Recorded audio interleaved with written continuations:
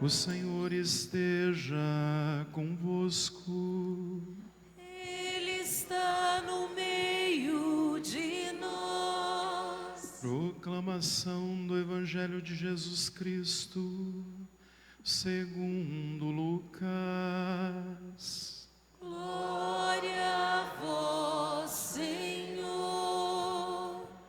Naquele tempo, Jesus dizia aos discípulos: um homem rico tinha um administrador que foi acusado de esbanjar os seus bens.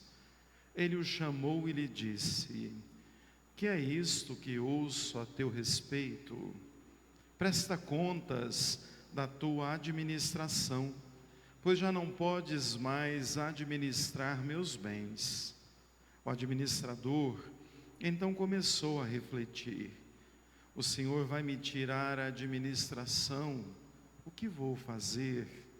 Para cavar não tenho forças, de mendigar tenho vergonha. Já sei o que fazer, para que alguém me receba em sua casa, quando eu for afastado da administração. Então, ele chamou cada um dos que estavam devendo ao seu patrão, e perguntou ao primeiro: quanto deves ao meu patrão? Ele respondeu: 100 barris de óleo. O administrador disse: pega a tua conta, senta-te depressa e escreve 50. Depois ele perguntou ao outro: e tu, quanto deves? Ele respondeu: 100 medidas de trigo. O administrador disse: pega a tua conta e escreve 80. E o Senhor elogiou o administrador desonesto, porque ele agiu com esperteza. Com efeito, os filhos deste mundo são mais espertos em seus negócios do que os filhos da luz. E eu vos digo: usai o dinheiro injusto para fazer amigos, pois quando acabar, eles vos receberão nas moradas eternas. Quem é fiel nas pequenas coisas, também é fiel nas grandes. E quem é injusto nas pequenas, também é injusto nas grandes. Por isso, se vós não sois fiéis no uso do dinheiro injusto, quem vos confiará o verdadeiro bem? E se não sois fiéis no que é dos outros, quem vos dará aquilo que é vosso? Ninguém pode servir a dois senhores, porque ou odiará um e amará o outro, ou se apegará a um e desprezará o outro.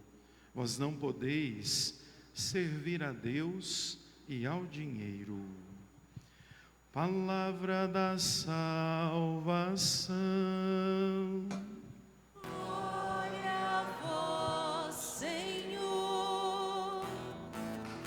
Aleluia, aleluia, aleluia, aleluia. Aleluia, aleluia, aleluia, aleluia.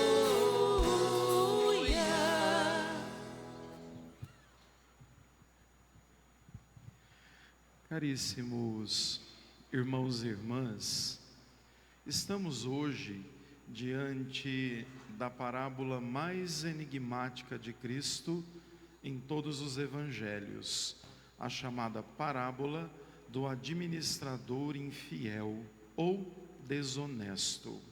Se a gente tomar na verdade esse texto ao pé da letra, a gente pode pensar que o próprio Jesus, ao contar uma parábola, estaria elogiando a desonestidade, ou mais do que isso, pela atitude incorreta daquele administrador, nós darmos desculpa para termos atitudes semelhantes.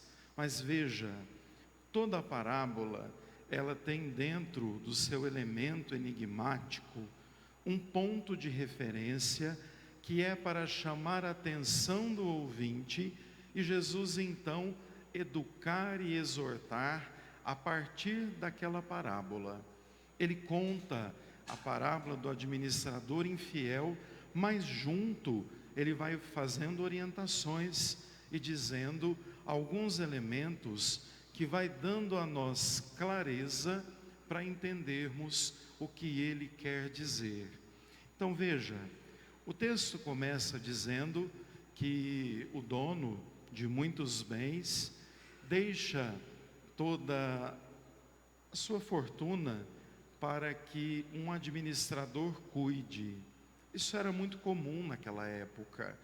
E para tomarmos nota, esse administrador é o próprio Deus. Perdão, o dono de tudo é o próprio Deus, e o administrador pode ser qualquer um de nós.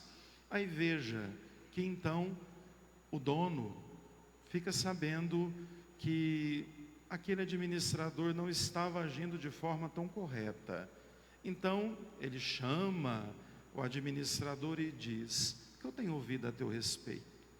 Me parece que estão dizendo que você anda desviando parte dos meus bens, presta conta. Por detrás disso, o dono de tudo estava dizendo: eu vou te demitir. Aí então ele pensa: o que é que eu vou fazer quando eu for desligado da administração? Para cavar, eu já não tenho mais força. Para pedir, para mendigar, eu tenho vergonha.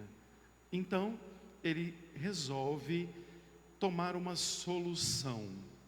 Vejam que também naquela época os negócios não eram feitos por via monetária. Então não se tinha dinheiro ou moeda para compra e venda. Então eles trocavam entre si mercadorias. E era muito comum na troca de mercadorias que o administrador ficasse com uma parte do lucro que era o salário e o pagamento dele. Ele chama então todos os devedores do patrão e pergunta: quanto você deve ao meu patrão? Eles dizem a quantidade. Ele fala: anota um tanto, que é o que você deve ao meu patrão, e o meu lucro eu vou te dar de presente, para que a gente tenha aí uma amizade. Então o que ele faz na verdade? Ele age com esperteza. Ele está pensando no futuro dele quando ele for demitido. Isso ele faz com aquele que deve barris de óleo, dizendo: olha, pode apagar aí, você paga o meu patrão e o meu lucro fica para você. Assim acontece com o de trigo, a mesma coisa, né? Você paga o que é do meu patrão e o lucro eu te dou de presente. Tudo visando que com certeza ele precisaria daquelas pessoas. Aí vejam, essa parábola, ela precisa ser entendida na dinâmica da vida futura. Aqui, quando Jesus elogia, Jesus não está elogiando a desonestidade, ele está elogiando a esperteza. Por isso Jesus diz: porque ele agiu com esperteza, elogio o administrador desonesto. Com efeito, os filhos deste mundo ou das trevas são mais espertos que os filhos da luz. O que Jesus está querendo nos dizer? Que nós cuidemos da vida futura e tenhamos ações de esperteza para não nos prendermos àquilo que passa, se esquecendo do que não passa. O nosso futuro, minha gente, não é aqui. Nós não somos desse mundo. A nossa passagem aqui é curta, é rápida. Então agir com esperteza é saber também construir na eternidade o nosso vínculo com Deus, o que nós chamamos de vida eterna. Por isso ele fala de filho da luz e filho das trevas. O que são filhos da luz? Os filhos da luz eles agem com transparência. Não precisa fazer nada escondido de ninguém, porque tudo aquilo que ele faz é correto. Ele não precisa ocultar nada, ele não precisa esconder nada. Os filhos das trevas ou deste mundo, sob a posse das maldades do mundo, ele age de forma sorrateira, escondida, faz um tanto de coisa que ninguém sabe. No entanto, pode se esconder de todo mundo, mas de Deus a gente não esconde nada. E é a Ele que nós vamos ter que prestar conta de tudo aquilo que nós fizermos. E aí veja, quando Jesus diz que sejamos espertos, Ele não está dizendo para a gente jogar sujo não, nem com mentira, nem com enganação, como a primeira leitura narra. A primeira leitura narra atitudes denunciadas por Amós, que eram muito graves naquele tempo. Adulterar a balança, vender o refúgio do trigo, dizendo que é o trigo para ter lucro, enganando, mentindo, pagando coisas para manter os pobres presos nas mãos das pessoas. Então veja, aquilo que é certo, mesmo que a maioria não haja certo. E aquilo que é errado, continua sendo errado, mesmo que a maioria faça. Então veja, ser filho da luz é agir com transparência, é agir com qualidade, na verdade, não enganando ninguém. A nossa moral cristã católica, ela diz que todo ato que nós chamamos de pecado, ele não começa no ato em si, mas naquilo que a gente trama no coração, que muitas vezes só nós sabemos, que só nós alimentamos e que muitas vezes fazemos escondido. Por isso, ser filho da luz é muito melhor, porque no entardecer da vida, ou na vida futura, nós na verdade ficaremos transparentes diante de Deus. E tudo aquilo que a gente tentou esconder, vem à tona. Por isso, ser filho da luz é muito melhor.